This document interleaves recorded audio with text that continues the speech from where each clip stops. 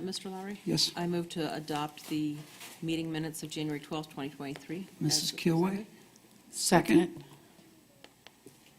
Becky? Mrs. Allman seconded. Any discussion on the minutes? Hearing none. Mrs. Burton? Jonathan Bolus. Yes. Adam Bozick. Yes. Mary Gutman. Yes. Carol Kilway. Yes. Dennis Lowry. Yes. Craig Ciesick. Yes. Becky Allman. Yes. Minutes are adopted, 7-0. Item 5, financial reports. We have none this evening. Item 6, public hearings. We have none. Item 7, community input. The first thing we will do under community input is have a presentation by Mr. Scott Heilman of the Rubber City Kennel Club. Mr. Heilman.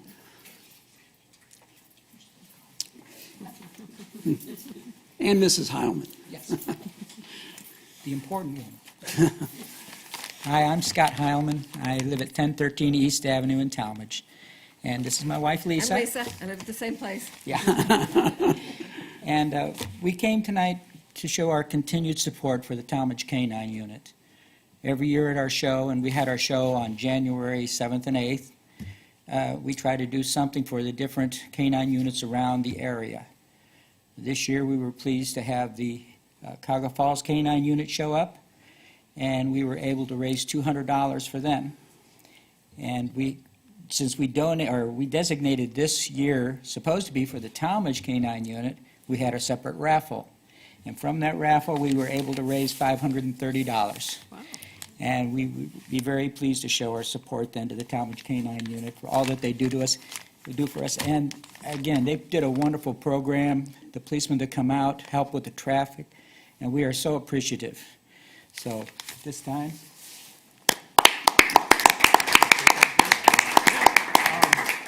This group has been involved with our canine program since they started, I think back in 2012, yeah. roughly. Been very, very integral in our department with the canine program, donated a lot of money. Also equipment, our GoPro system and the harness, and then also were very helpful with getting Canine Cato in the works too. So we greatly appreciate you guys. Thank you very Yeah, much. thank you. Thank you. Thank you, and thank you, Captain McGee. All right, item 8. Let me back up to 7. This is also the time for anybody in the audience that would like to speak to council on something that is not on the agenda this evening. Is there anybody that would like to speak? Okay, seeing none, we'll move on to agenda additions. We have none. City Department presentations, we have none as well. Item 9, reports of administrative officers. The mayor is out this evening, and so we will move on to Director of Administration, Director of Safety, Dr. Cooper. Good evening, everyone. Thank you. Just a couple quick things. I hope you forgive me if I don't show you another picture of Fire Station Number 2. It has not changed, and we still are working to procure the proper doors. Another couple quick things. I really enjoy sharing these type of things with you, but I have the pleasure of receiving, usually several times a month, compliments or letters of commendation, or this one is called Recognition of Excellent Service, from some surrounding communities when we work with either communities or agencies. In front of me are 3 letters from the Mogador Police Department, their police chief, for a situation where 3 members of our department work with them on a situation that seems rather mundane, but it was a situation actually in Mogador where 3 of our officers responded. It was a large building where someone had broken in, they had a ladder, they were climbing on the roof, they were using tools to access the building. And 3 of our officers, Officers Trexler and Carlson and Sergeant Stover, were of magnificent help, apparently, to the Mogador Police Department. And I just wanted to make sure you're aware that It's not infrequent that we receive such compliments from other agencies and other departments. And although I won't probably bring all of them to your attention, because there's actually a couple more that will be going in their personnel files these last couple weeks, there is one that I wanted to bring to your attention with regard to Pat Fairhurst, Sergeant Pat Fairhurst, who helped the FBI with a situation and identifying a particular individual. They accessed this person's home, but it ended with, he's a Ravenna man, was sentenced to prison for cyber stalking, sextortion, and attempted sexual exploitation of a child. And the FBI also is very complimentary of, as was the Chief Williams, of Sergeant Fairhurst's assistance with that particular arrest and pursuit. So I just wanted to bring to your attention that our police department, much like the fire department, is really doing a great job, and it's you should know that if you don't already. That's really all I have for my report right now, unless you have any questions. Anything for Dr. Cooper? Thank you. Thank you. Let's move to Director of Public Service, Mr. Rohr. Good evening. I have no report this evening, but I do have two follow-ups from questions last time. I think one of the council folks asked about the price of salt, and I did send out an email to you guys, but it's $59.17 per ton. That's through one contract, and the other one is $47.08 a ton, and that's through a different contract. So those prices are pretty decent, considering in 2020 we were paying over $70 a ton, so that's a pretty substantial drop. Also, I believe the council folk asked about the auction at the DD building, and I do have an update for that. We are starting advertisement February 22nd for the auction of the furniture that's in there, and this is going to go through the Kiko auction sale, and the auction will be March 8th through the 13th, and it will be advertised in the local papers, social media, and as well as signage up there. So that's it for my report, unless there's any questions. Anything for Mr. Rohr? Thank you, Thank you. as always. Director of Finance, Mrs. Gilbreth. Good evening. Thank you. We're just continuing to get the last year closed and wrap that up, and the new year open. W-2s did go out, so employees should be receiving those in the mail. And that's all I have for this evening, unless anybody has any questions. Any questions? Thank you. Director of Law, Mrs. Raber. Thank you. We have started pushing out on social media, and we've requested that the newspapers publish the notice about the Project Dawn forum that we are hosting here on February the 8th at 6 p.m. Myself and our Summit County Councilperson, Christine Weedy-Hyam, is co-hosting with Summit County Public Health. It is an opportunity to come out and learn more about community-based drug overdose prevention and education topics, and I encourage anyone and everyone to come out and participate in that. Again, we also have a self-defense class that we will be co-hosting in March with the Summit County Sheriff and our Summit County Councilperson, Christine Weedy-Hyam. And then we also have an internal Ohio ethics training on April 28th, and both of those, more information will be forthcoming. I just want to remind everyone about those. Thanks. Thanks. Anything for Mrs. Raber? All right. That was like world record time. Let's move to item 10. We'll get into our working agenda, and we will start with planning and zoning. Mrs. Kilway. Thank you. I'd like to open the Planning and Zoning Committee. We're all in attendance this evening. We do have in front of us ordinance 2022-85, which was amended on January 12th of 23, to accept Planning and Zoning's recommendation for approval by a vote of 5-0.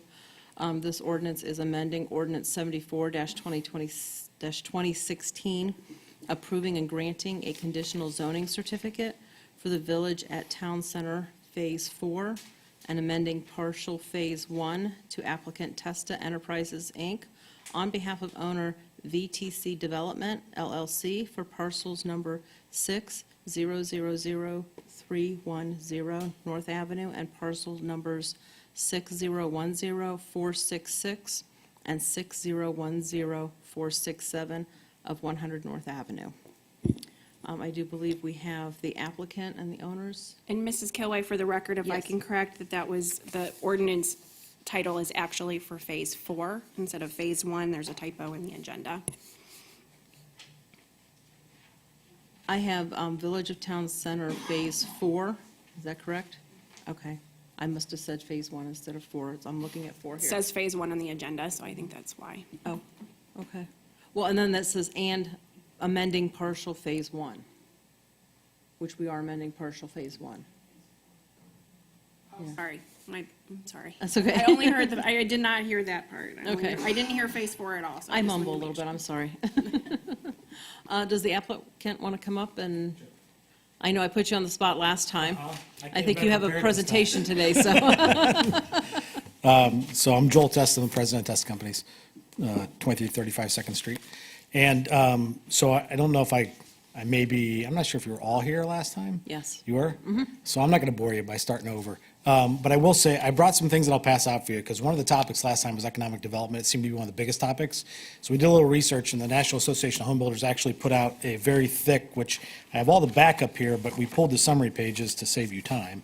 But they produced a fairly thick document of the economic development impacts on a community for senior light-tech housing, exactly what we're proposing. Their model was based on 100 units, so we extrapolated the per-unit cost and then came up with a summary of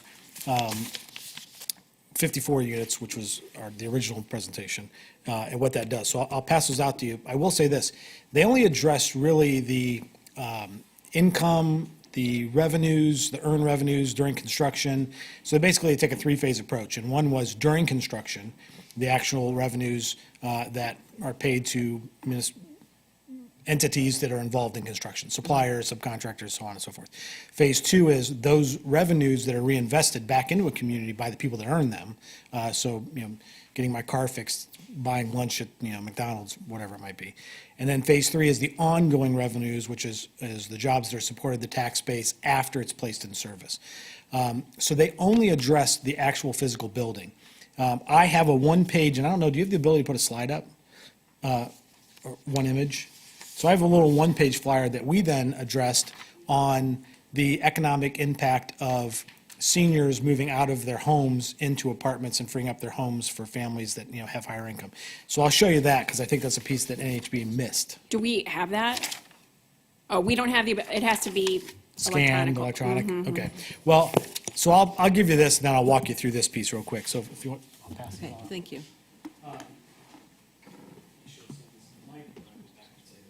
Okay, thank you.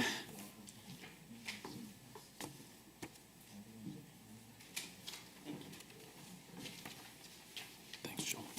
Thanks, Joel.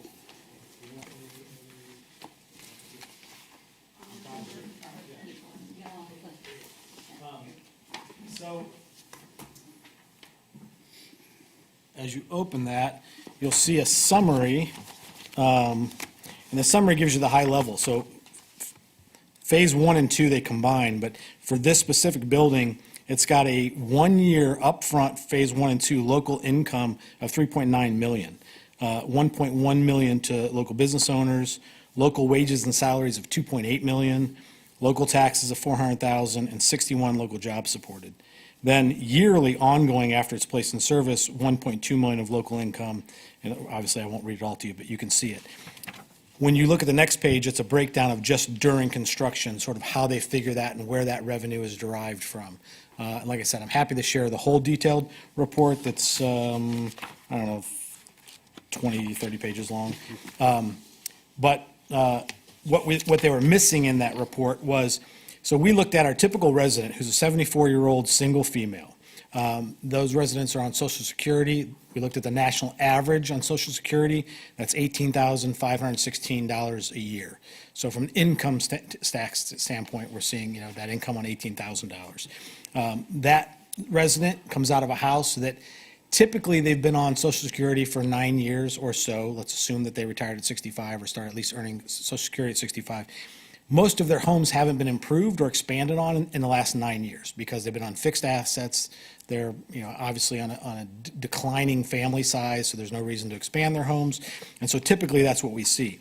So the buyers of those homes, more often than not, are families. And, if you look at the demographics in Tallmadge right now, 70.2% of the households in Tallmadge are family households.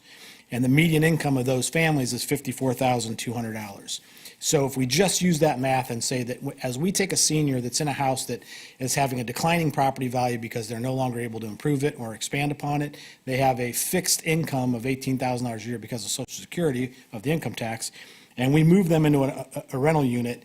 And by the way, one of the things we see historically in communities is that those seniors stop voting for levies. They can't afford increased taxes because they're on fixed income. They can't put more money into schools, and they don't have kids in schools, so that there's not a direct benefit to them. When we put them into a senior apartment building, we're paying the taxes now. So they'll vote for every levy we put in front of them, because who wouldn't want all the better things in your community if you don't have to pay for it? The developer pays all the taxes, not the residents. So now we have this family that moves in who's, again, voting for levies because it's important, because they have kids going to school. They're making more income, so it's just this big domino effect. But that delta per family is $35,683 a year of additional income if we just use the medians. You take that over the 54 units, so assume 54 houses, that's $1.9 million a year of increased income that you get the tax base on the income. So that, combined with the NHB study, shows us that there's a major economic development ripple effect that happens with affordable housing. So that would be, I guess, my counterpoint to, the reality is, as we said, we aren't able to put anything else in there anyway, so it's sort of a moot point.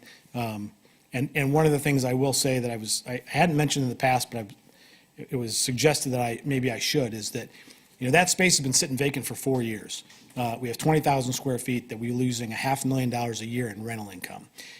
We have a loan on this building. It's a non-performing asset. If it continues that way, our bank will take it back. So, the idea of could we sit here and hold the property for the next couple of years, wait for the market to change, maybe something else changes. The discussion of the 7,500 square foot that was a MOB building site, that maybe in a couple of years, the market changes and the medical facilities now want smaller buildings again, where today they don't want them. We wouldn't have that opportunity. A couple of years from now, we wouldn't even own this project. It would be fire sailed off by the bank, and somebody else would come in, because at $500,000 of loss a year, we're not the Rockefellers. We can't sustain that too much longer.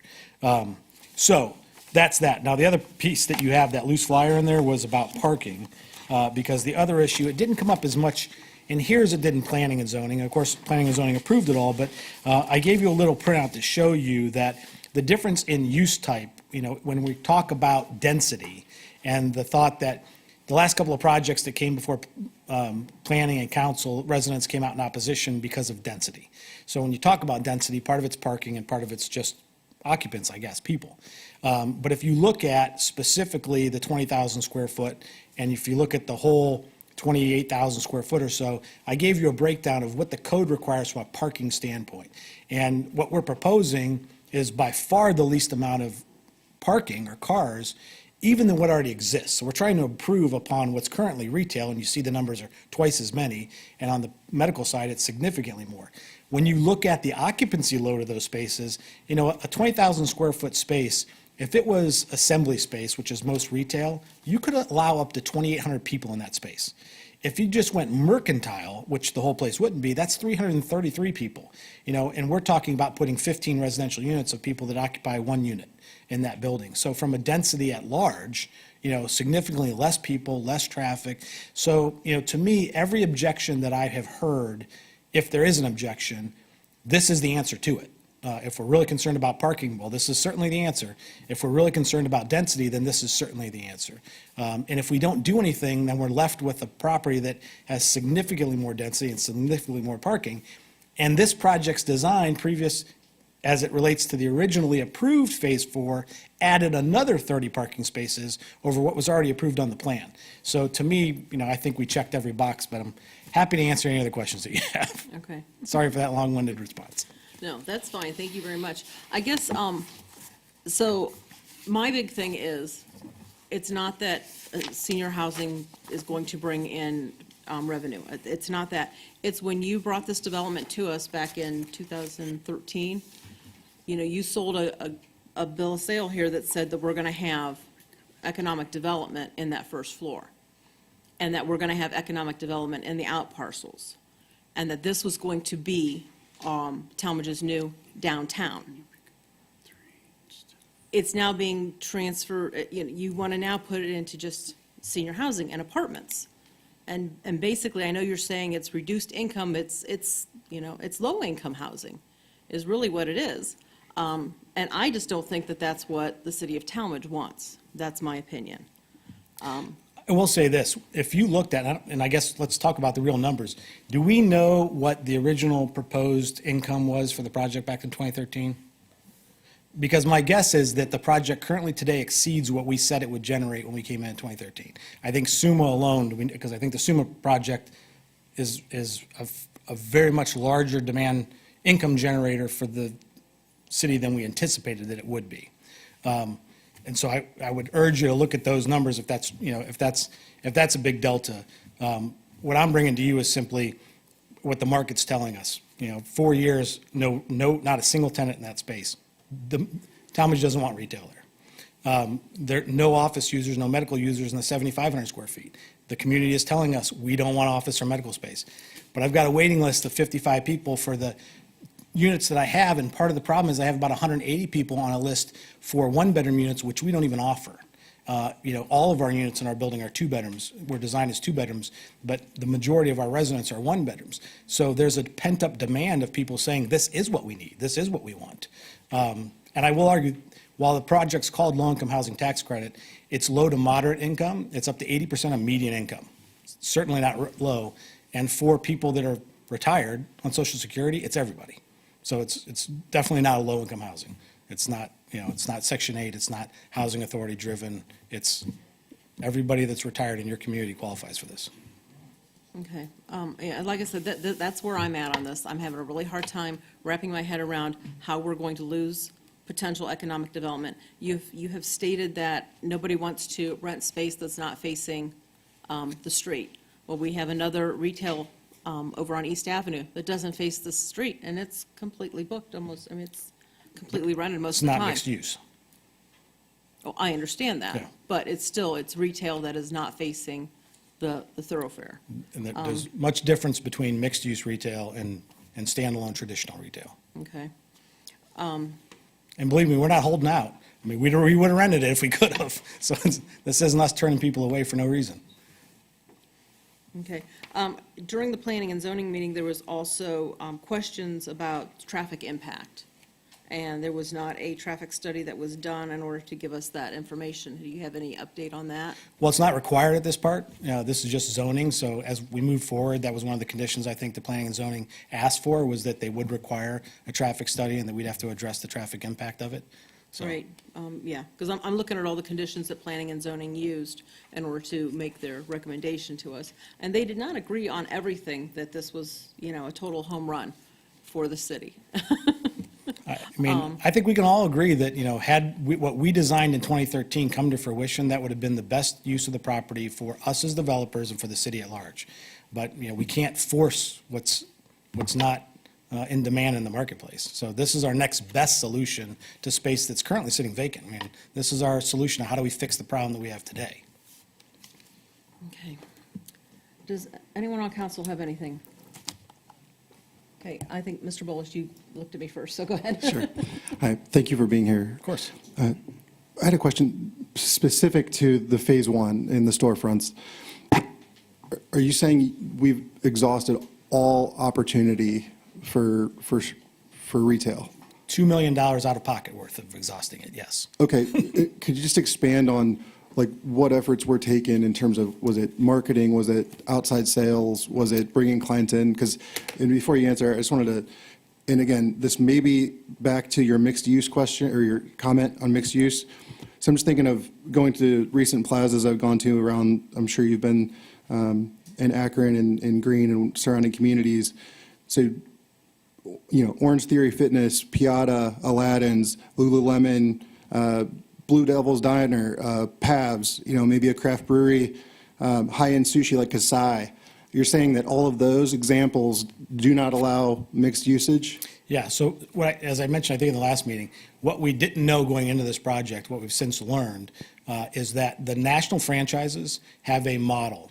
And you'll notice them because, you'll see that, for instance, an Orange Theory Fitness will always be in a strip plaza. They won't be in an outlot where like an Applebee's might be in front of in an outlot parking lot of a plaza, because that's their model. And most retailers we have to be end cap. We have to be end cap with the drive-through. We want to be inline. We want to be freestanding. And so, and our thought process was that we can deliver a space that for new retail is significantly less expensive than even some of those places are paying. As you mentioned, like Piatas and Orange Theory are paying more per square foot than we're charging here. And we thought that would be the delta, even to the exposure issue of you're not facing the street, but we could rent it to you for significantly less money, so maybe that will offset. And we took these to ICSC, which is the National Convention for Retailers in Las Vegas. We even went so far as hiring another real estate company to market our properties to say, hey, maybe we're not great at retail. Let's go out and hire, Hoff and Lee, who's the biggest local commercial agent in our market. And they couldn't bring us one lease. And when we talked consistently to the national retailers, they said, we almost don't care if you give us a space for free. We don't deviate from our model. And one of our models is we don't go into mixed-use buildings. Now, we will in a market like Chicago or New York where there's no other choice. You won't see a Target in a mixed-use building anywhere outside of a downtown New York, downtown Chicago, because that's their business model, period. They are beholden to their stock holders, and they have a model. Now, I will tell you this, one of our challenges is we can't give away the space for free, even if that was an option, because we have a lender that has a loan on the project. That loan on the project says that we have to have a certain debt coverage ratio. And so the difficulty is we can't put in the local businesses like a, local coffee shop, because that local coffee shop can't pay for the build out for that retail space. And our loan is only going to allow us to put $80,000, into a 2,000 square foot space. They got to come up with another 80 to 180,000 to finish the build out. Well, the local people who don't mind mixed use can't write that kind of check, and they can't afford the cost per square foot that follows that, because they're still at $16.50 a square foot. So the model is just broke. It just doesn't work. But believe me, we didn't like losing $2 million, so we did everything to try to figure out. And we went to the medical community. We talked to the hospitals about, could it not be traditional retail? Could we turn it over and make it medical office space? Could we make it insurance offices? We always run up against the same problem, is that when you look at office space, the cost of renting that office space and building it out from scratch is so high that nobody in the market's going to pay it, when I can go pay 1/3 for existing office space, of which there's plenty all over town. So, yeah, I wish we had come up with a better answer. And even people, I think, smarter than us in leasing and developing retail would have come up with a better answer, but nobody did. Okay, and thank you for that explanation. And does the explanation change pre-COVID and post-COVID? No. From what you're seeing? No, because, we've been sitting with a space vacant for 4 years. So we had the same problem pre-COVID as we have post-COVID. Now, I'll say post-COVID, everybody has less demand for retail. Everybody has less demand for office space, but that's not changing the fact that if we had not had COVID, we'd still be standing here today. We'd still have that space vacant today, and we'd still be having this conversation. Okay, thank you. Yep. Okay, Mrs. Gutman, you had something? Yes, thank you, Mr. Bullis, actually, for asking those questions, because that was a lot of what I was going to ask. And thank you for being here again. And You're welcome. one question I had, when you said you have a waiting list of 55 to over 100 people waiting for these units, how long do they typically spend on that list before they get into a unit? 18 months. 18 months, okay. And you've mentioned that you are governed by not what people are maybe familiar with, the housing authority. What regulations do you need to follow to ensure that, for example, residents are following their leases and not moving in all of their grandchildren? What do you do to ensure that? So because these are governed under the Low-Income Housing Tax Credit Program, which is it's IRS Section 42 of the IRS Code, we have compliance that we have to do. And the compliance is excruciating. And part of the reason is it's private entities, businesses, that invest in the credits. So unlike government housing, where it's your tax dollars that go to HUD and HUD creates, public housing, this is private enterprise. And the trade-off is somebody like a utility company, let's say First Energy, is going to pay X number of dollars in taxes this year. They invest and buy credits, and they get a direct tax write-off for those credit dollars. But it has to stay in compliance. So to your point, we have to rent to people that qualify based under the program. They have to remain qualified. And if they don't, then that investor loses their tax credit. And then we have to pay them the difference of what they lost on tax credit. So it's a pretty big tool, I guess, to keep us in compliant, because it could be a big financial delta. We do, so our syndicators, and in most cases, and who we have over here is Ohio Capital Corporation for Housing. They're the people that actually take the credits, find an investor, and exchange the credits for cash. Then they stay for the entire life of the program. They have compliance officers that oversee the project. So they come out and check physically what the condition of the project is. They look at, we have constant quarterly reporting that we're doing for them. So they go through all the leases, all the folders, all of our financial reports to make sure that everything's healthy. And as I mentioned before, we have pools of money that are set aside in reserves. So we have operating reserves, we have replacement reserves, and so should they find that we're out of compliance, they pull money directly out of those funds before it ever gets to us to fix the problem.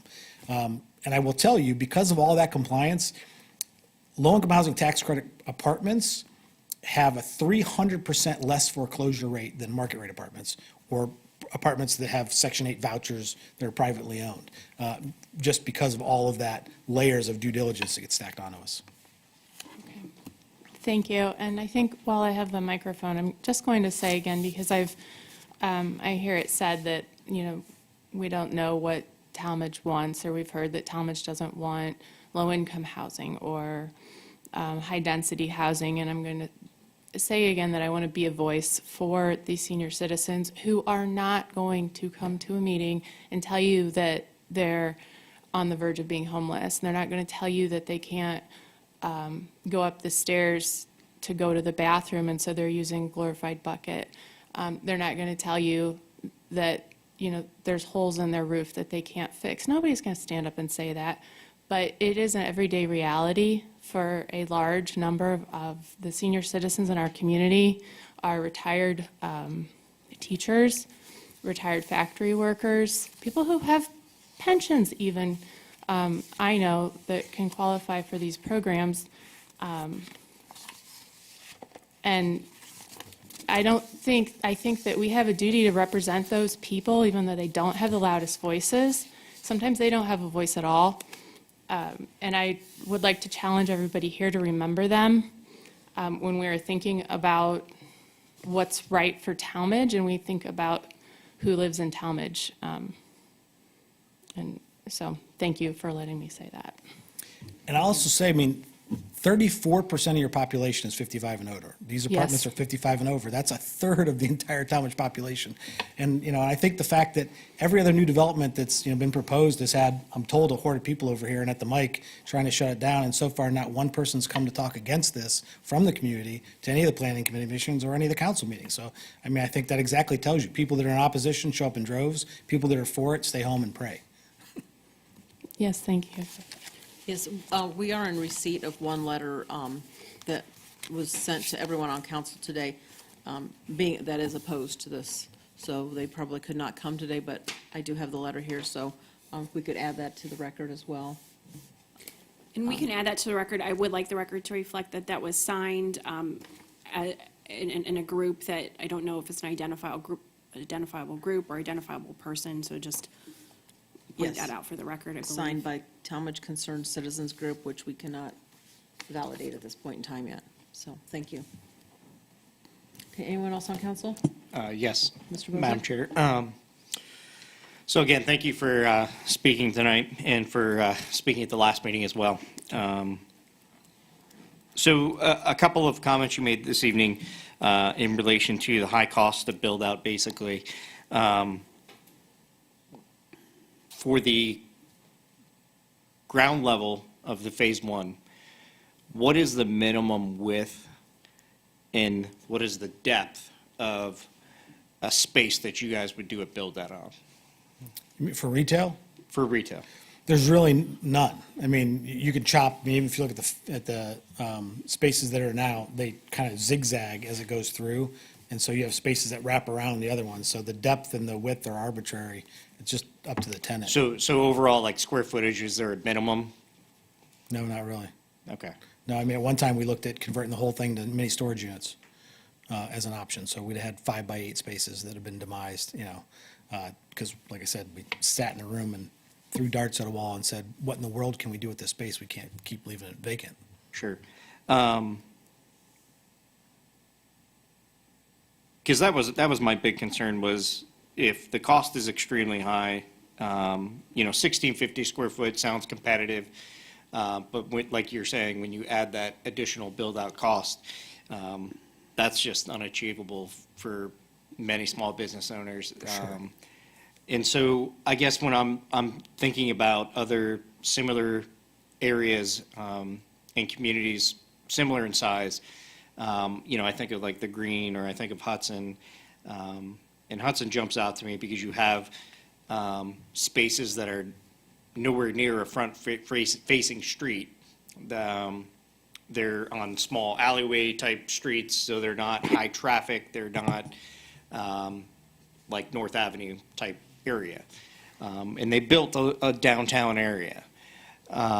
So I think when we see other communities doing things like that, and we heard that, we're getting this great building, housing on top and retail on the bottom, and kind of like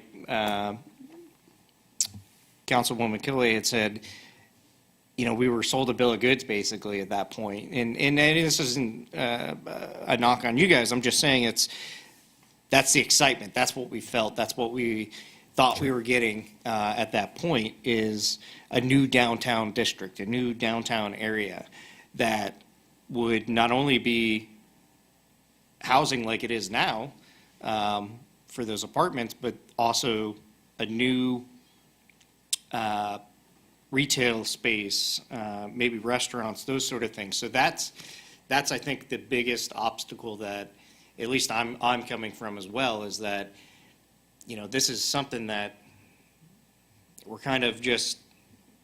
This is not to say you haven't done your due diligence in trying to find an option, but it's a bit disheartening or heartbreaking to look at it and say like we've not necessarily given up, but it feels like it. It feels like we have on the potential of what that site could be. In a lot of those restaurants or retail spaces that Mr. Bullis mentioned, the Orange Theory and those sort of things. When you look at, for example, Hudson Square, they've got some bigger name, like a Talbot's. They're more better well-known names that are going into spaces that I feel like they look and they feel and they appear to be kind of a good fit for over here. So I think that's where, and I'm sure, that's those conversations were had with those individuals or those businesses.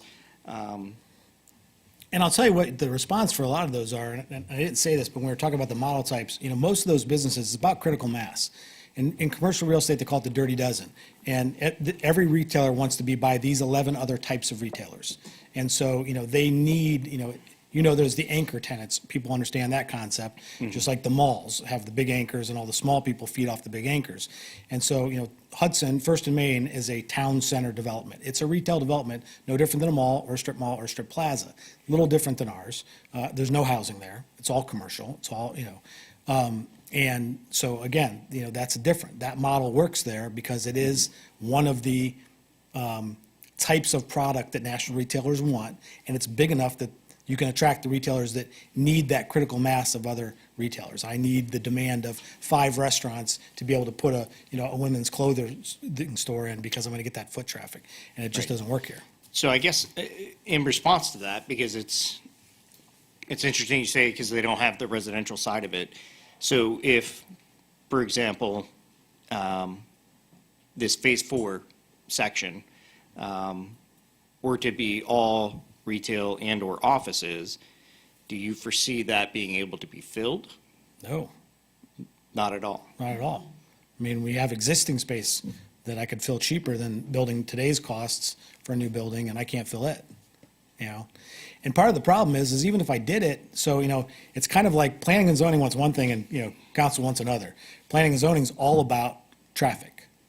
Walkabilities, cars, traffic, and the whole idea that we don't want to see retail there because it has so much more parking. We have a parking problem. That's what, those zoning meetings, they'll say, well, you can't do this because we have a parking problem. We say, okay, so what's the solution to that? Well, it's to reduce parking. Okay, how do we do that? We do it by this thing. We get it approved, we come here, and it's, well, we don't really care about the parking. It's about the economic development, side of it. Well, okay, so if we got nothing, what do we all, because my question's always, what should we do next? Because if we leave here and we don't develop this property, then we're going to watch it decay. We're going to watch the bank take it back. We're all going to sit here when the next person comes through and says, well, I wasn't the developer in 2013. I didn't promise you any of that stuff. I bought it. It's zoned for this. This is what I'm going to do because it didn't work. So the goal is for us to sit here and say, how do we get out of the problem that we have? It's empty space for 4 years. The site sat empty. The retail space sat empty. And as much as me, probably more than any of you, wanted the 2013 plan to work because it was my plan, Right. That's my ego. And it was my money that's lost, on it. It's just, it didn't work. So we need to figure out for that development, for all the hard work that you and everybody put into this, getting it through here, getting the process, getting approved, and for the community who's losing out on the empty revenues of that space, we need to figure out, what do we do? And this is our best solution. If anybody else has a viable one that works, we're all ears, but this So is the that best was we that can was come going up to be one of my other questions too, because we had obviously we've benefited greatly by our Summit DD. We used to have them over on North Avenue in Howe, and they've since relocated. But we've got a new dispatch center. We have a building now that we're debating on what we want to do with at this point. But other, I guess, governmental type organizations like the library.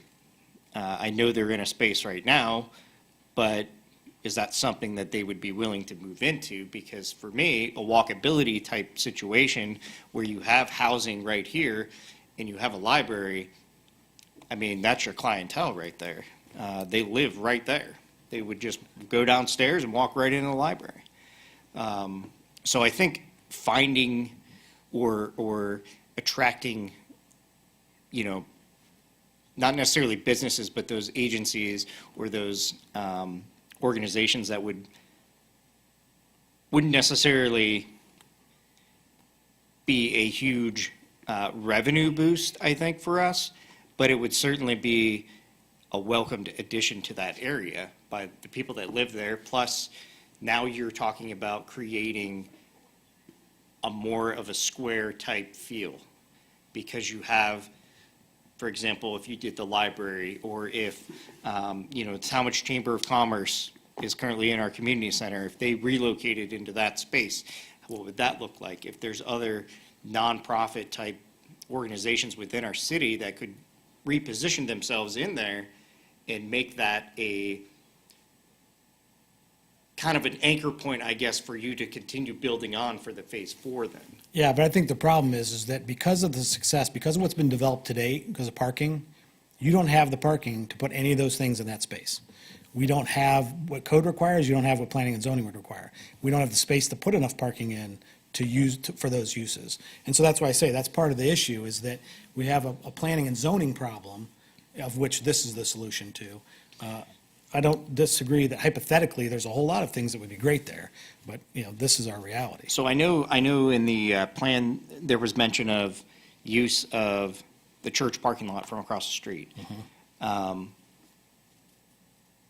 And forgive me because I don't have it off the top of my head or right in front of me, but that suggestion was based on its current use or based on No, so Phase 4 in as in resident? 2013, the parking requirement required us to have a certain number of parking spaces.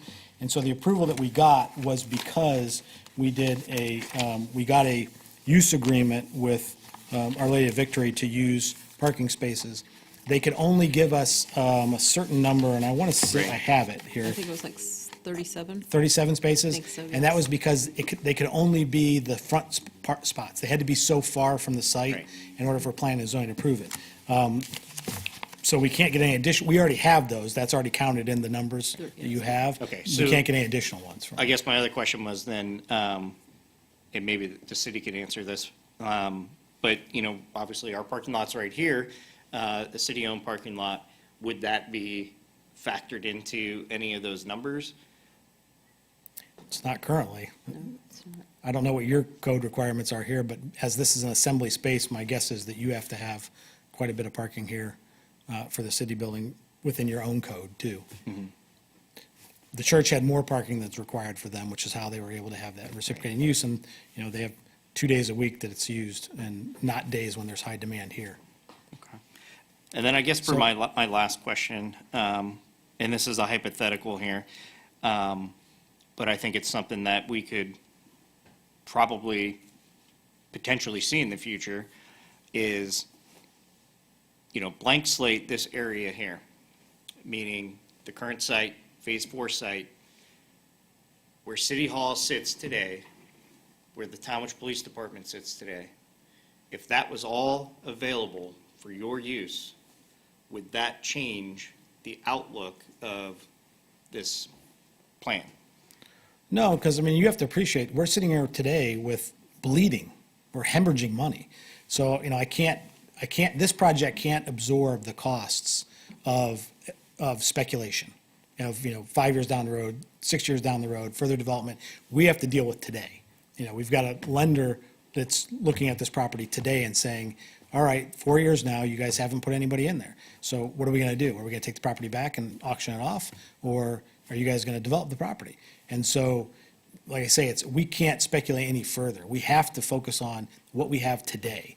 And today, the only demand that we have is senior housing. The only line we have out the door is people waiting for mere senior housing that we don't have. So it's a pretty, if you were in my shoes and you're having to write a big check every month to the bank for empty space, and you've got a user right here that says, I'll take it, and that user, by the way, makes the space work financially, it's profitable, it's good for everybody, really.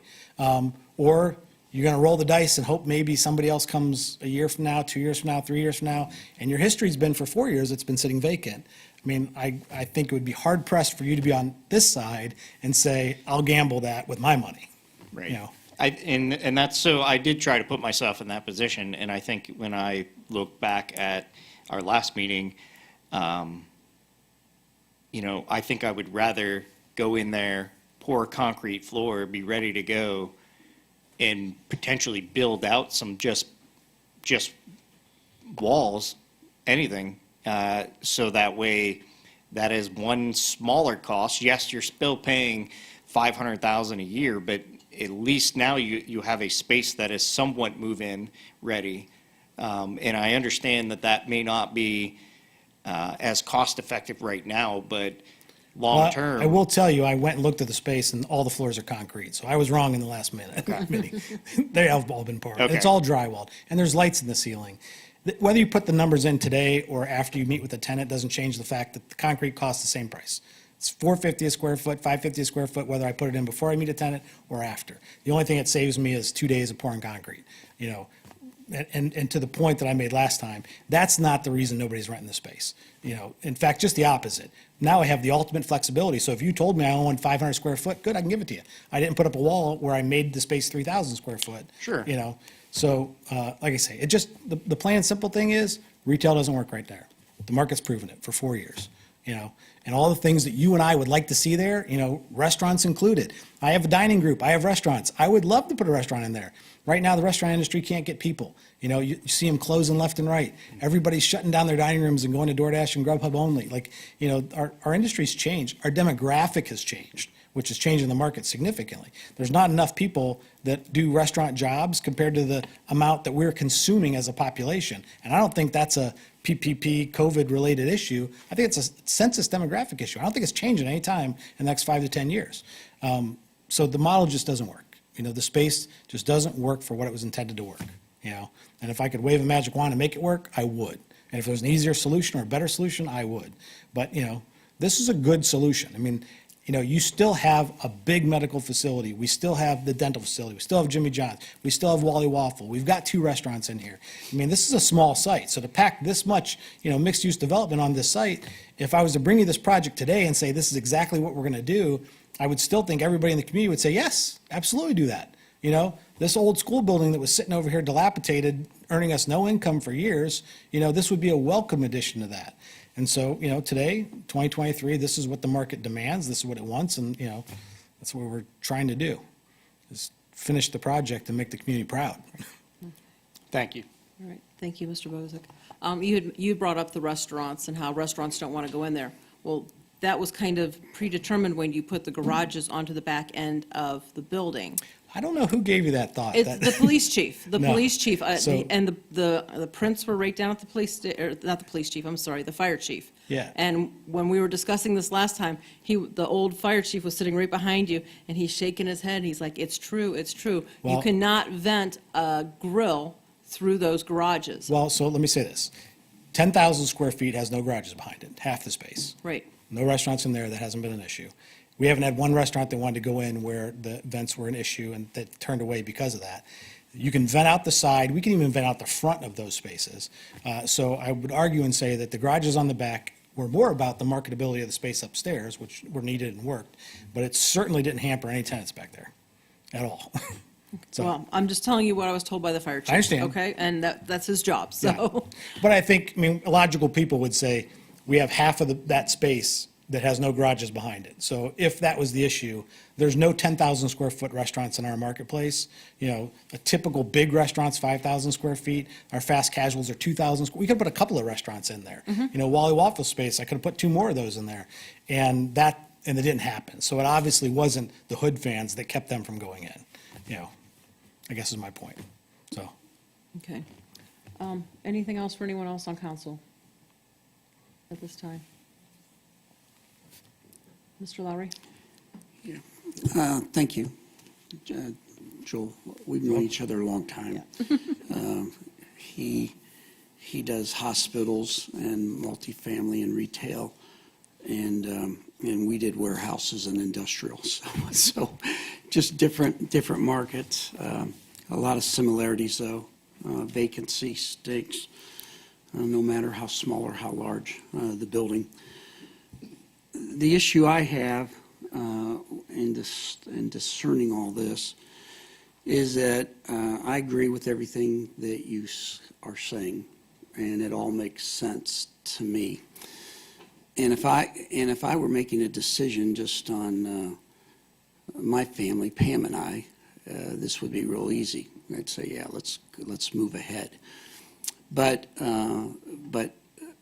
as council people, we have constituencies that elected us, and we all know who elected each of us, or you should, because that's who you should make decisions for, them and also what's on best for the city. But when we had not a formal applicant, a developer testing the water on 20 acres on East Avenue, and he wanted to do, that company wanted to do senior standalone housing at a $450,000 to $500,000 price point, and took so much heat that they withdrew that proposal or that idea. that tells me that those same people, again, many of them are people that expect me to make decisions on their behalf. I know that they would not think that it would be a good idea to give up potential income tax producing property, long-term job creation, to bring in senior housing, additional senior housing in the town center. And so what I struggle with is seeing a business person struggling here, trying to stay viable, and making a decision that I know the people that elected me would expect me to make. And so when push comes to shove, I have to make a decision to represent those citizens. And so that's where I'm at on this. Doesn't it say something that those citizens aren't here, though? I'm not so sure, Joel. I mean, And I say this because I can understand, and I didn't read the stories, and I didn't follow. My guess is that their opposition about the other projects were personal, where they lived, how it directly affected their view, the property next to them, their traffic. This project's already in. And, and I would argue that anybody that said, I don't want this development because of its density, because it's going to create more traffic, I think that's the same person that would urge you and say, take 20,000 square foot of retail space that could host 2,000 people inside and 112 cars, and please convert it to housing that has 15 people inside and 60 cars. I think it's just the opposite. If truly those constituents are saying, we don't want density, then they would definitely want to convert retail existing space to senior apartments, would be my argument, but. Ms. Gilway? Yes, Mr. Sisek. So, yeah, I mean, thanks, Mr. Tessa, for being here. I, along the lines with Mrs. Gutman, know firsthand of the need for senior housing and this type of housing, not only in our community. I appreciate everyone's viewpoint, talking about Hudson and Green. I think Mr. Tessa said our median income is $54,000. That's definitely not probably of the likes of Hudson nor Green. And so I think we have to be realistic. We have a retail space on the western corridor of our community in Midway Plaza that has seen turnover in ownership over the past number of years. And I don't want that for the community. I don't want that for you, Joel. I don't want it for the residents and the tenants, because when you have turnover in ownership, things of that nature, I think things become more difficult to manage and more difficult for the tenants, more difficult for the people who rent and live there and run their businesses there. And they potentially may not have the same standards as your company and be tied in with the housing credits. I don't know where that would go, but I would say we've been there, or we are there right now with Midway Plaza. And I'm not trying to create a distress or anything, but I would say that we definitely have an example of an unfilled plaza that is in disrepair at this time. And I just, I want this to be viable for the community. I want it to be viable for the constituents. I want it to be viable for, maybe us in 20 years as a housing option. But, Mrs. Gutman brings up a great point that, there are a lot of very proud senior citizens that, you may not think 55 is old, but maybe in their 70s or 80s, that I'm not leaving my house and I'm going to live my way. But then their house does deteriorate around them, and they don't thrive. They survive in their home. So I definitely feel that we need to move forward with this project. It needs to be completed, and I will support it tonight. Thank you. Sure. Okay, thank you, Mr. Sisak. And- Just one second, yeah. And I'm just, like Mr. Lowry had stated, I'm trying to wrap my head around what was brought to us back in 2013 when I was on council, and I understand things have changed, but we know what our city has wanted in the past, and we know what our constituents want in the past, and that's where I have a hard time saying, let's make it more dense, let's put more people in this small little area, when we know that our constituents do not want that. That's where I'm struggling. And then we're also losing the economic development, potential economic development, which, it just didn't perform. I'm just curious as to how you have the same type of a product in Cuyahoga Falls. How did you get that to be successful compared to this? I own 90% of the businesses in the retail level because they all failed.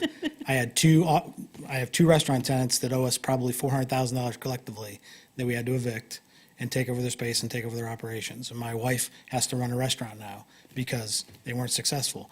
This is me. I was a steward to the city. We came in and tried to design the project that Tallmadge wanted. Right. We invested millions upon millions of dollars of ours, and it's failing and we're suffering. So, this is part of us coming to you and saying, help us fix the problem that we all have.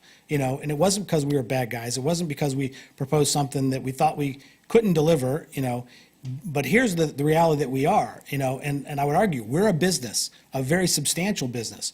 We've brought SUMA, a very substantial business, to the community. We've done a lot of good here, and the project's failing. And so at some point, we have to say, help. And if it's really, we don't want to put more people into a space, you already approved retail in that space today. Way more people will occupy it if it was successful in retail than if I put 15 residential units in there. So, to the point, if you're going to hold your head up to your constituents and say, we understand what you're saying, we know you want less density, we know we want more people in the space, and therefore we voted for this project because the occupancy load of 20,000 square foot of retail space is 2,849 people. And instead, they're going to put 15 apartments in there that are going to be occupied by one person. To me, hold your head high and say, I did exactly what my constituents want, but please help this business that tried to do everything it could to help the community and give the community exactly what it wanted through community outreach meetings. We designed what the public wanted, what the municipality wanted for this project. And we've bled with it for 4 years. We didn't just turn it over to the bank and say, hey, we failed, take it back, sell it at auction, and see what happens. Good luck with everything. We kept writing check after check after check. And so, as a business owner in Tallmadge, I'm asking you, please support what 100% of planning and zoning said was, this is the right move. And help us fix our problem that we all have. Okay, well, thank you very much for that. I appreciate that. Anything else from administration, council? Yes, Mrs. Kilway. Yes. Thank you. I would just like to address something that Mr. Lowry brought up. Actually, the 20-acre parcel is actually in my ward. And so I would just like to clear up a little bit of just what you said, maybe things you aren't aware of that were discussed around that issue. Because I did have a neighborhood ward meeting with those residents. So I can tell you that when I actually had a chance to meet with them and give them a little more information, they were surprised. Most of them did not even realize that those condos were planned to be 55 and over. Most of them did not realize the price point. I heard several viewpoints that, given the choice between having possible ranches and 2 stories, that maybe it actually wouldn't have been that bad to have ranches instead of 2 stories. And so I guess my point here is that when I got to sit down and talk to the people I represent, what I found out is the viewpoints are much more diverse than what you may first get an impression from just hearing from one group. The other reason that situation happened the way that it did was because one person was contacted, that person has a certain viewpoint and gave a very strong viewpoint to the developer whatever reasons that I'm not aware of, decided not to move forward. It was one person they spoke with, not an entire group of people, certainly not the majority of Tallmadge or the majority of my ward, or even the people that surround that property were not informed. So I guess I would just encourage y'all to, think what I'm going to tell the people that I represent, since we've discussed voters, is that, yes, I would have loved to see what everyone else has mentioned, what we thought we were getting. I was just as excited as everyone else by that plan, but that's not what the reality is, and I trust the information that we've heard tonight for the reasons that is. But what we can offer is a place for our senior citizens, nice apartments, at a good community. I know personally that the seniors that live in those apartments have a very thriving community. They know each other. There's activities planned for them as part of their programming. And they bond, they support each other. And the fact that we can take what could have just been a failed empty business development and turn it into that for our seniors, I think is the best we can do, and it's a good thing. It's maybe the silver lining, and that's what I'm going to say. Whether you're young now and you're going to be looking for a place for your parents or you're looking for a place for yourself, now we can offer this where we couldn't before. And I'm proud to be able to answer to say that to anyone I represent. And so I hope that additional information about the 20-acre parcel helps a little bit too. Thank you. Thank you very much. Mr. Wallace? Yes, thank you. Just one other item I wanted to bring up is we keep talking about just two options. It's option A or option B, and there's no option C. And I'm just hung up on the phase one, and the existing space. If the proposal was separated to a point where, phase four was a standalone proposal and didn't include phase one, I think we'd be having a very different discussion up here. Because I just refuse to give up all hope on phase one. And I don't know the I'll sell avenue. it to you. Today. Cheap. And, Just take over the payments. That's not cheap. and again, I'm speaking like similar to what Mr. Lauer said. I'm trying to think through, we keep talking about the 34%, then just thinking about the entire rest of the city, right? And trying to absorb that. And I'm a ward council person, so I'm trying to think, the constituents in my ward, what would they want at that literally what I would call downtown of our city.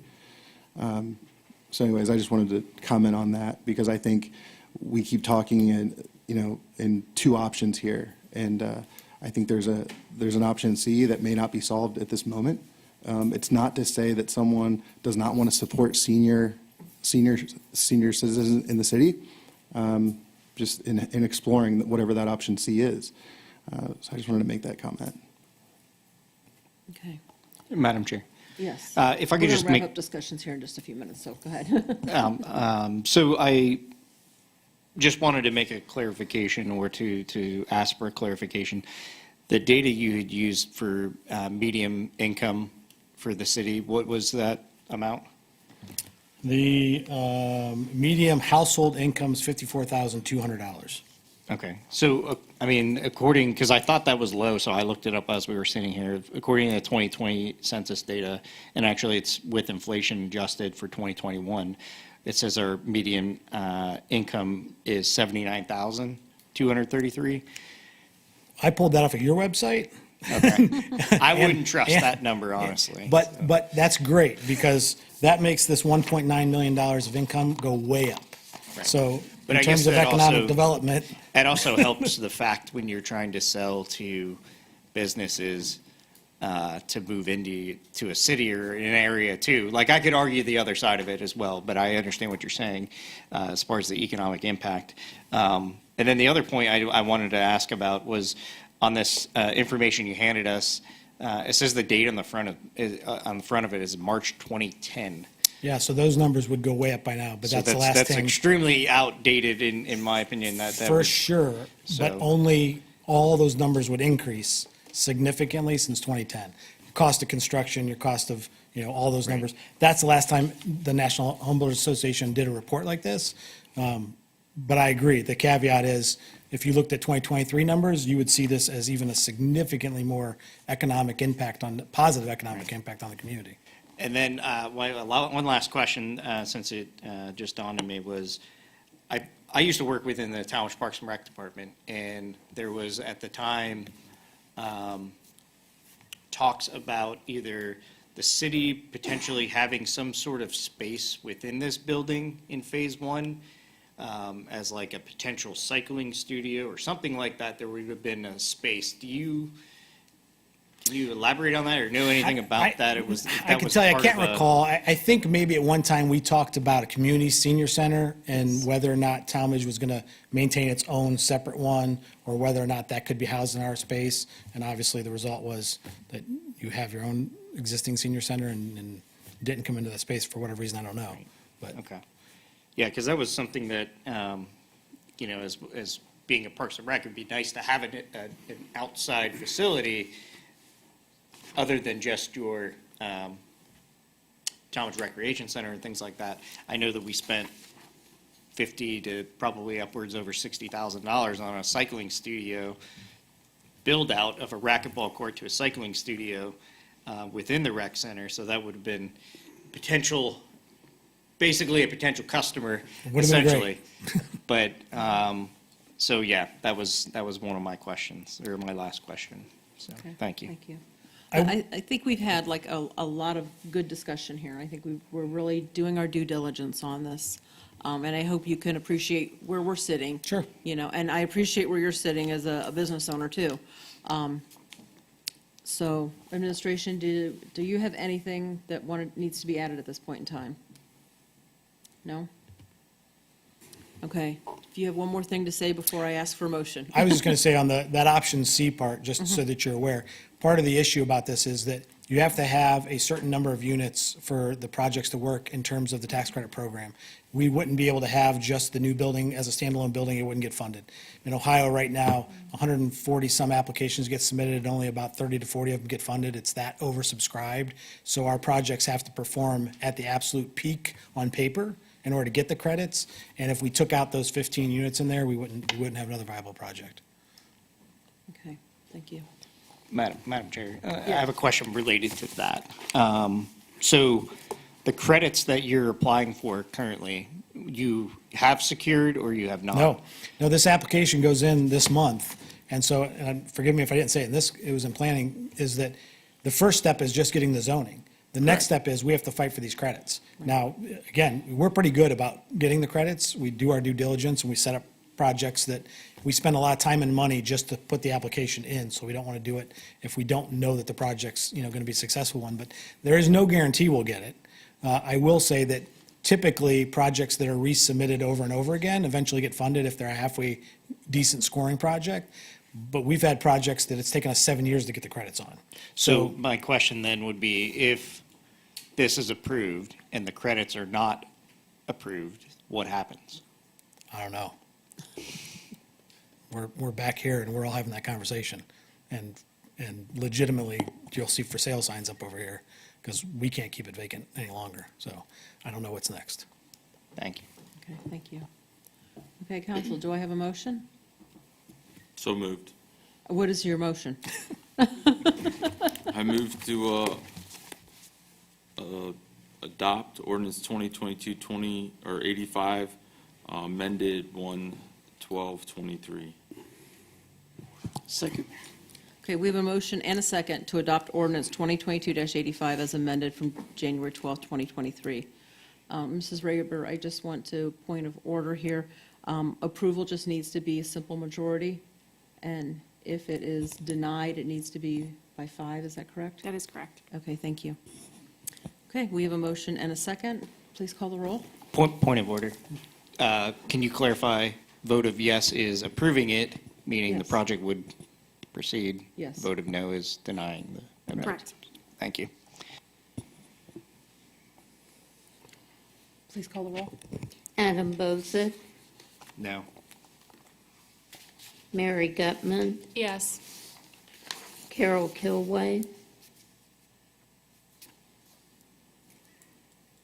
I'm having a really hard time with this.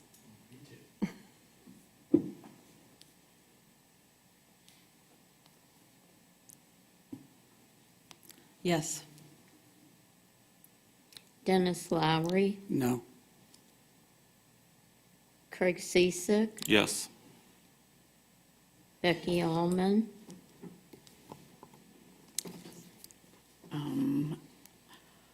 I'm with Carol. I'm having a hard time with it, too. I'll go yes. Jonathan Bolus, No. Okay, Mr. Testa, it has been adopted by a vote of 4-3. Thank you very much. And I hope you realize no ill will here at all. You know, we have to do our due diligence.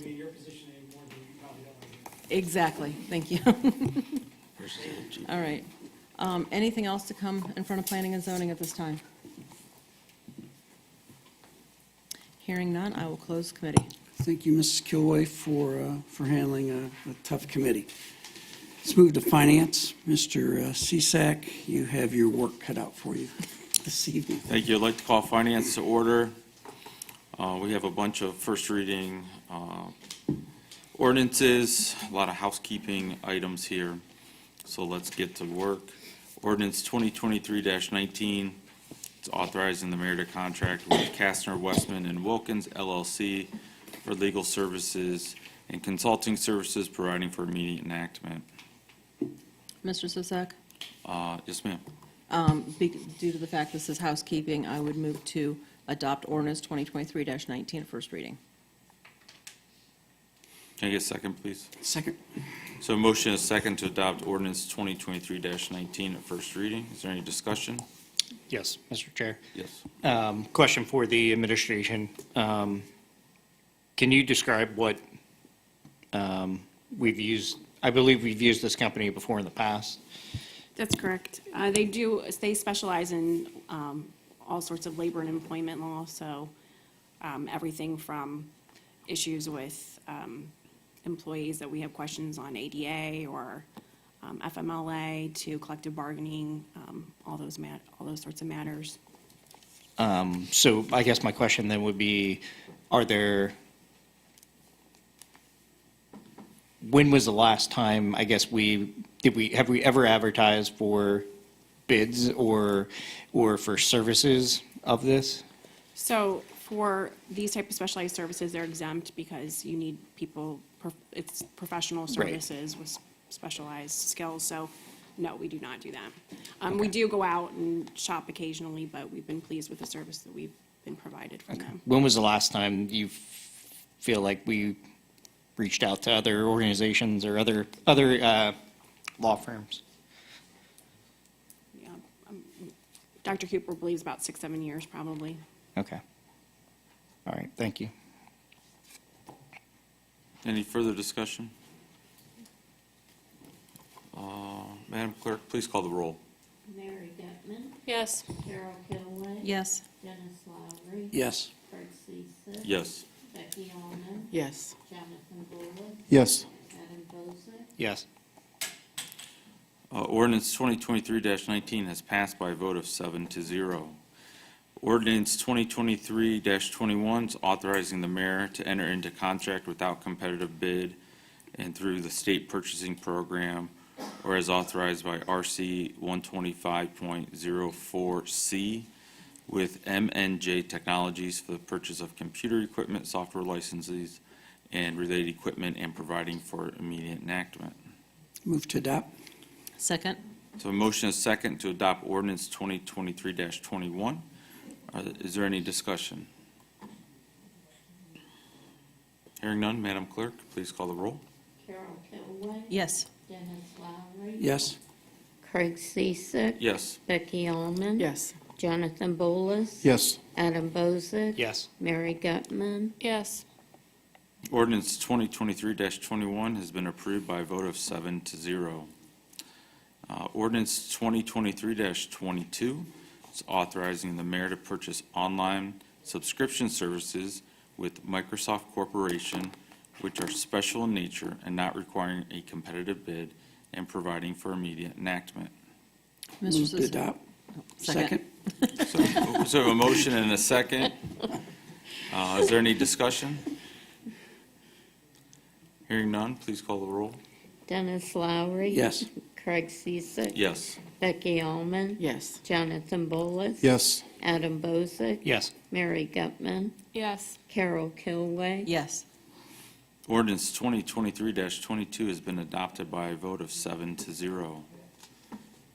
Moving on, ordinance 2023-23 is authorizing the mayor to enter into contract without competitive bidding and through the state purchasing program, or as authorized by RC 125.04C with Johnson Control, Inc. for the purchase of integrated security, software licenses, and related equipment, and providing for immediate enactment. Mr. Sisak, Yes, ma'am. move to adopt. Second. So a motion and a second to adopt ordinance 2023 at first reading. Is there any discussion? Hearing none, Madam Clerk, please call the roll. Craig Ciesick. Yes. Becky Allman. Yes. Jonathan Bolus. Yes. Adam Bozick. Yes. Mary Gutman. Yes. Carol Kilway. Yes. Dennis Lowry. Yes.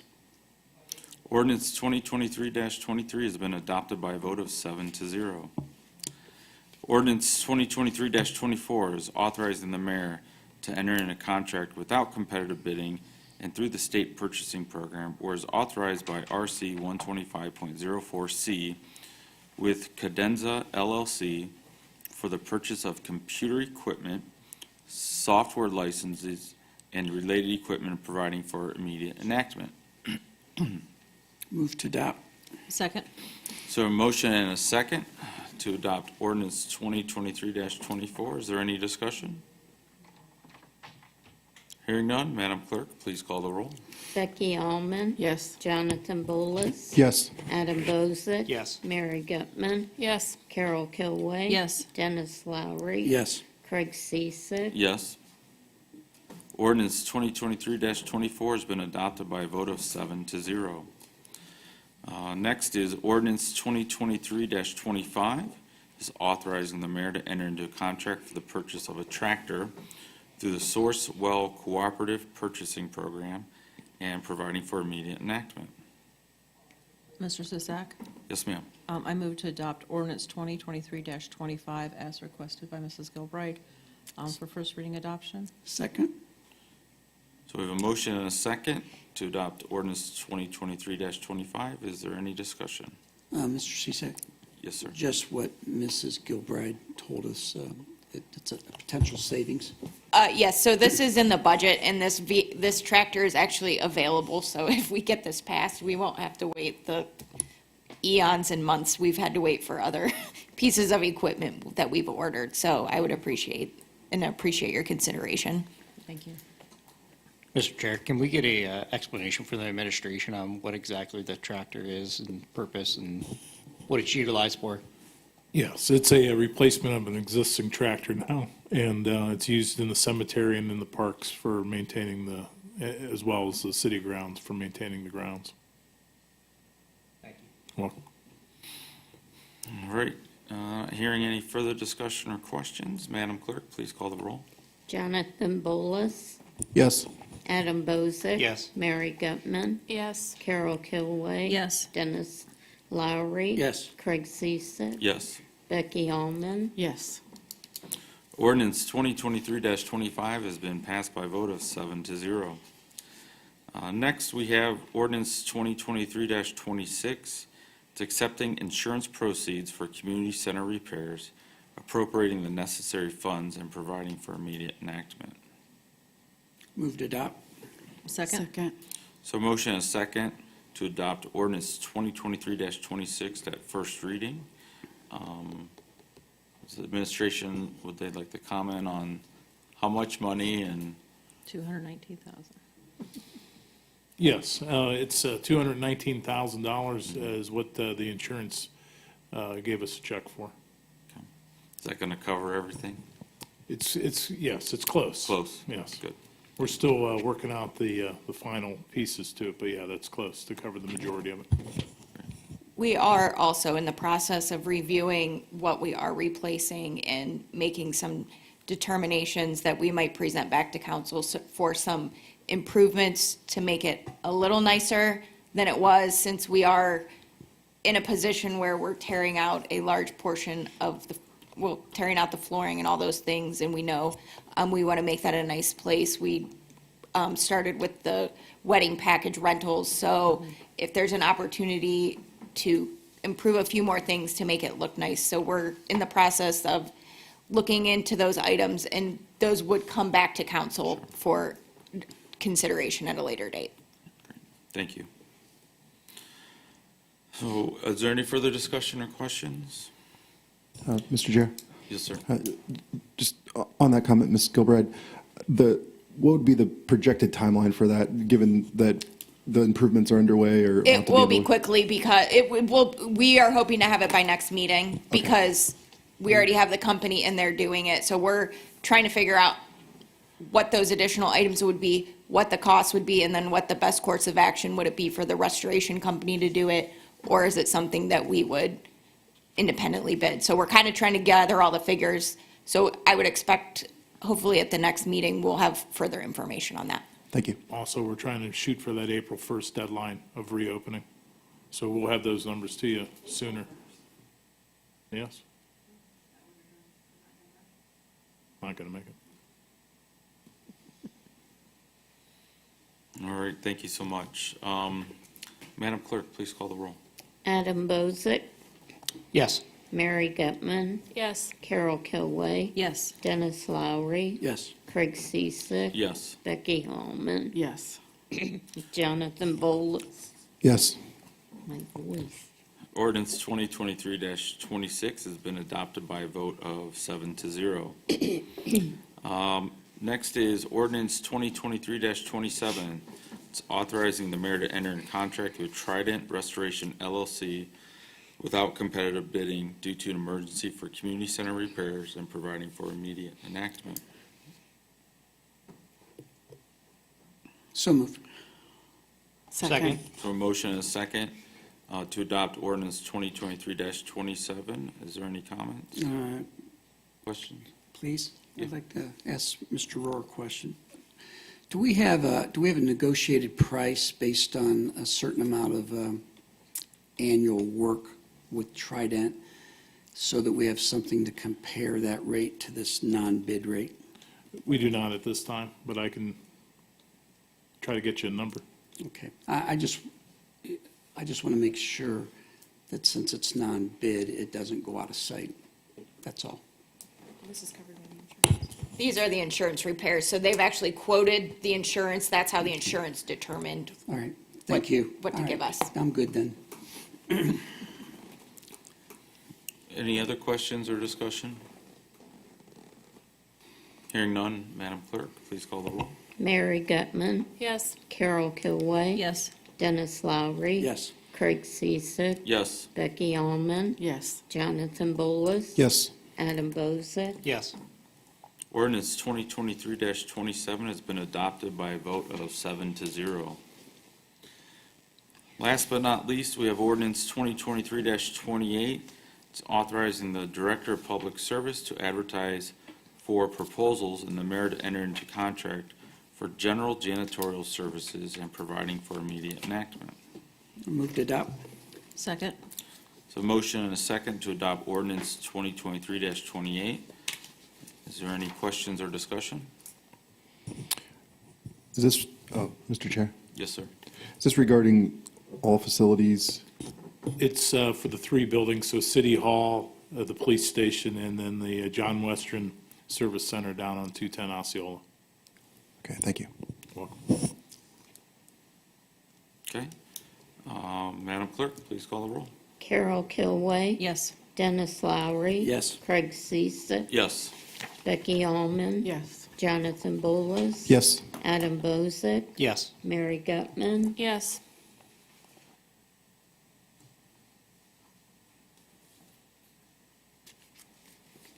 Oops, I flipped my page. I thought I was gone. You didn't close your committee. I know. Ordinance 2023-28 has been approved by a vote of 7-0. Thank you. Is there anything else to come before finance? Hearing none, close committee. Thank you. Thank you. Wonderful job. Let's move to personnel. Mr. Bolus. Yes, thank you. Call Personnel Committee to order. We are all present this evening. We do have before us at first reading ordinance 2023-20, authorizing the Director of Finance to advertise for proposals and the mayor to enter into one or more contracts for major medical, dental, eye, and/or life insurance for various officials and employees of the city, and providing for immediate enactment. It's my understanding Director of Finance Gilbride has requested this passage at first reading. Is that correct? This is just a housekeeping ordinance, so yes. All right. With that said, any discussion? I'll move to adopt. I'll second. All right, we have a motion and a second to adopt ordinance 2023-20. If no further discussion, clerk, please call the roll. Dennis Lowry. Yes. Craig Ciesick. Yes. Becky Allman. Yes. Jonathan Bolus. Yes. Adam Bozick. Yes. Mary Gutman. Yes. Carol Kilway. Yes. Ordinance 2023-20 has passed with a vote of 7-0. With that, that concludes our ordinances for Personnel Committee this evening. Is there anything else to come before Personnel Committee? Mr. Bolus? Yes, Ms. Kilway. Yes, I just wanted to mention that we did have a Healthcare and Wellness Committee meeting this past week, actually it was just yesterday. And as you know, that committee reviews the healthcare insurance for the city. We are a self-funded plan with some, Jefferson. with the Jefferson Health Plan. Just a quick little review. We did a review of that utilization for 2022. And just to let everyone know that we have like 98 employees that are on the plan, 255 total people are covered. In 2022, we had, the city has expended $1,262,000 just on medical claims. That did not include prescription. That was about 13% lower than in 2021, so that's great news. The city also paid out $423,000 worth of pharmacy claims, and there were reimbursements due to stop loss and large claims, and some prescription rebates that came back to the city in the amount of $145,000. So in all, the city paid out $1.542 million in claims last year, and that was a little bit less, about 11%, I believe, less than last year. I forgot to write that figure down, sorry. And with that, because, you know, it is self-funded, the city funds this plan, and at the end of the year, we did have reserves in the amount of almost $600,000. So the health plan is doing quite well right now, and it's very encouraging that, you know, we've had very little increases over the last year, and I just wanted to share that with everybody. Thank you. All right. Mr. Chair, I was just curious if we can get that report, or is that available on the share drive? I just basically wrote this up from the minutes. I can Okay. forward the minutes to you guys. Yes, They're yeah, not maybe the approved minutes. yet. As soon as they get approved, I can forward those Okay, minutes to you, thank you. okay? Thank you. All right. And I'm sorry, those won't be approved till the next meeting, which is in April. Okay? And I just had a question regarding Personnel Committee too. I know we had a civil service meeting that was postponed due to weather, so this question may be answered in that upcoming meeting. I was just wondering if there's any update on, since the initial review of the compensation study that we had, if there was any follow-up targets that we were going after or next steps there, because I know that the gentleman had some takeaways there. I just was wondering if there was any update we could share on the floor here today. We don't have any additional information back from him. We're still waiting for that, and really expect it any time. Okay. All right, thank you. Anything else? All right, closed committee. Thank you, Mr. Bolus. Community issues and safety, Mrs. Gutman. Thank you, Mr. Lowry. I will open community issues and safety. We have nothing before us today. Does anyone have anything for community issues? Madam Chair, I have one, Yes, one Mr. thing to bring Wilson? up. Can the administration give us an update or just provide an answer on,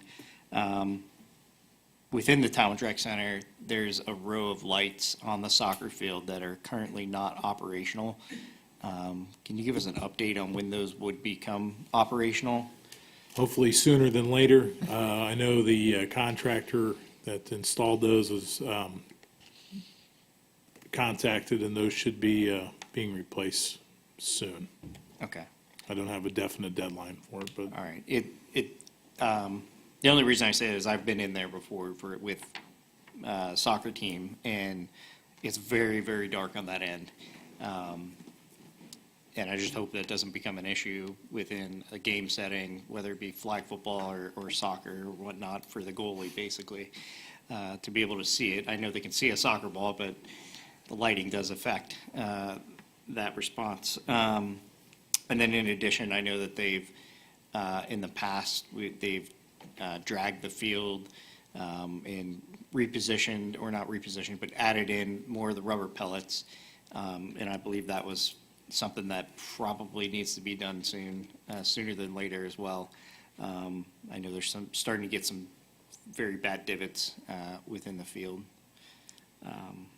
But that's all I had, so thank you. let me look into that last one and get back with you. Okay, thank you. Yes, Mr. Bowles? Wanted to ask the popular question on cell phone service in the city. If there's any update on that in terms of the tower? Now, the tower's still scheduled, and I think they said, 18 months? And I think we've only gone 4, so we still have a little bit of time. Here So to go. I thought I had heard we had gotten bumped up to the first half of this year. No? Yes, you're right. Okay. That was Dave, so. Okay. Okay. Ultimately, it's, it's not our project, it's the Sure. schools, and we Right. have passed the necessary zoning requirements, so at this point, though, I'm not sure on the details as to when they're starting. We can follow up with Mayor Klein when he's back. Madam Chair. Thank you. Yes, Oh. Mr. Shizak? I have a question for the service director. Are we putting in the new community sign at the circle, or is that reinforcement for the wall? That is the new sign, Excellent, that's what I was hoping. yes. And are we doing the install? It looked like it was our crews over there, or? No, No? Oh, okay.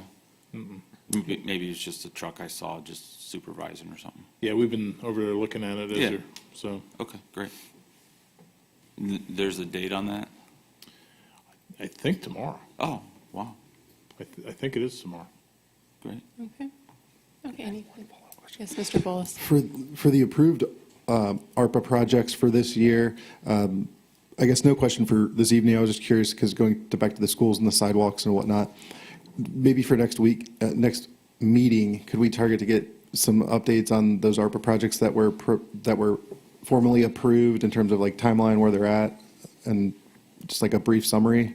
Because I know like the sidewalk was one I was thinking of, like, Right, most of those, I can get with the department heads, but most of those we're going to have to go through a bidding process. So that will be, the sidewalks Right. will be incorporated into the concrete maintenance bid. Okay. And those kind of things. So the timeline for something like that would be, we'll put out the concrete maintenance bids. I think those are out, aren't they? So- Yeah, so Okay. it'll just be a matter of us getting the bids back and Got it. scheduling the contractor. But I can, I was thinking high level in terms of like months, like what we were looking at, high level, nothing like project level specific, but just to get a bird's eye view of like when each one would be potentially implemented.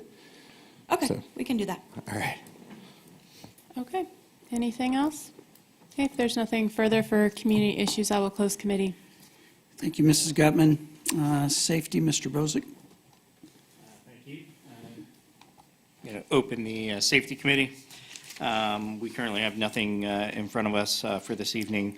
I'll open it up to the floor. Are there any questions, comments, administration, council? Mr. Chair? Yes. I just had one for the administration. Recently on social media, I've been seeing a lot of advertisements for police and fire for staffing within a 30-mile radius of our community. And the term I'm seeing is known as laterals, where you're recruiting, and my understanding is you're recruiting an officer or a fireman at their current rank, vacation, salaried, whatnot. I was wondering if you could expand if we ever explored that based on that definition, in terms of have we explored recruiting based on that concept? Because I'm seeing some of the incentives are very, not to overuse the word, incentivizing if we're looking for enhanced staffing in both the police and fire department. Yes, we have investigated that, and we've actually done it previously.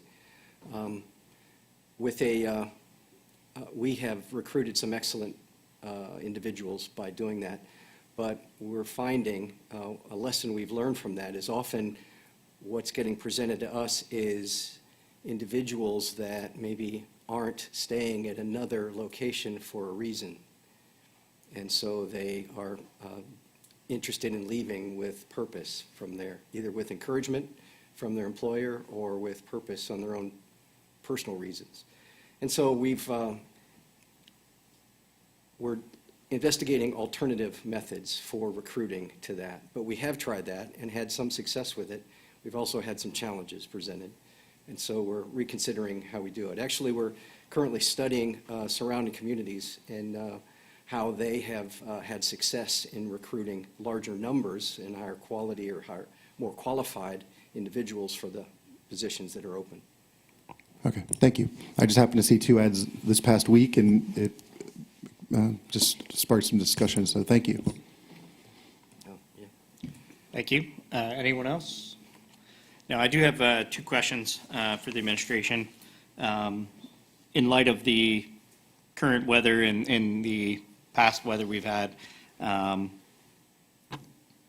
per our emergency operations plan, we talk about having warming centers potentially available or cooling centers. I guess my question would be is, as of recent, we've had one location here in Tallmadge that they didn't have heat available, and I was just wondering if that's something that was discussed within the administration, or if there were, I guess, what's the reason why we didn't open up a warming center?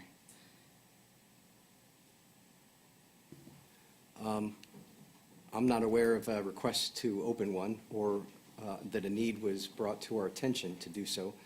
If we have a need that arises, we generally contact the County Emergency Operations Center, who helps us identify and even staff those types of things. But I wasn't aware that a need was brought to our attention to open a warming center. So I guess my question is then, who should be initiating that request? Should it be the city? As just a general, shouldn't, I guess I believe in the EOP, it states that the administration, the mayor or a designee can just open a warming center even if we have, extremely cold weather for consecutive days. Doesn't necessarily have to be a need. It can just be in response to the current weather conditions.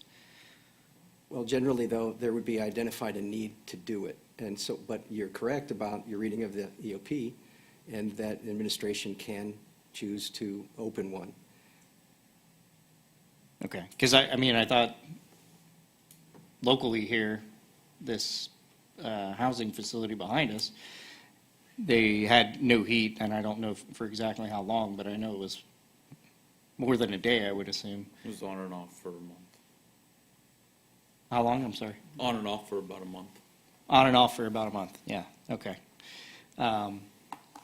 So, yeah, I guess that was my big question on if that, knowing that information now, I am more concerned of the fact that we haven't opened a warming center at some point, or at least thought about it.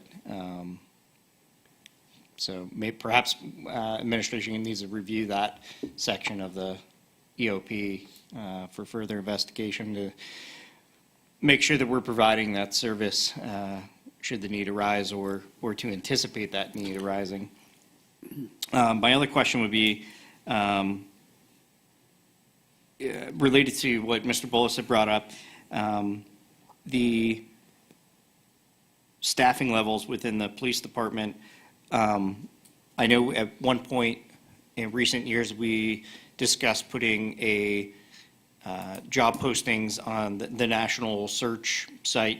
I don't recall exactly what it was called, but can you provide an update on the success level of that, or perhaps how many applicants have applied through that, as opposed to just applying through, walking through the door, dropping an application off?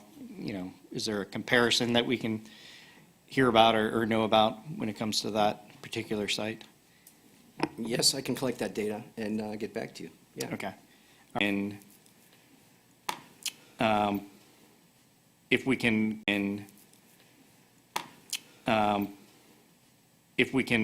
get some planning meetings before that posting goes out to talk about the pros and cons of the fire chief search and things that we can critique or make different for this police chief search. So,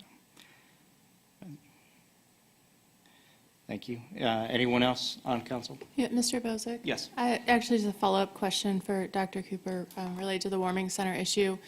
I'm sure you don't know off the top of your head, but if we could just get the data, if there were any calls made related to residents not having heat, being cold, distress calls to 911. That would be helpful to know if anything like that had happened. Okay, yes, I can do that. Thank you very much. Thank you. Thank you, Ms. Gutman. Without hearing any other comments or questions, I will close the safety committee. Thank you, Mr. Bozick. Public Service, Mrs. Allman. I call the Public Service Committee to order. We have no legislation before us. Does council or administration have anything for the public service? Seeing none, I close committee. Thank you, Mrs. Allman. Item 11, reports of special committees. Mr. Bolus has been working with the council office and with IT on coordinating the TVs and the installation and the wireless mic. And so everyone's working well to get that done. Mrs. Conti is working from home to help as needed. And that's all I have. Anything else on council operation? Do you have anything, Mrs. Burton? No. Okay, announcements, I have none. Anyone have any announcements? Mr. Yes? Thank you, Mr. President. I just had one update on the displays. The target was either February 6th or February 7th, so we possibly will have displays we can read. Thank you. Thank you. My old eyes appreciate that. Any other announcements? Okay, I'll entertain a motion for adjournment. So moved. Second? Any discussion? Mrs. Burton, please call the roll.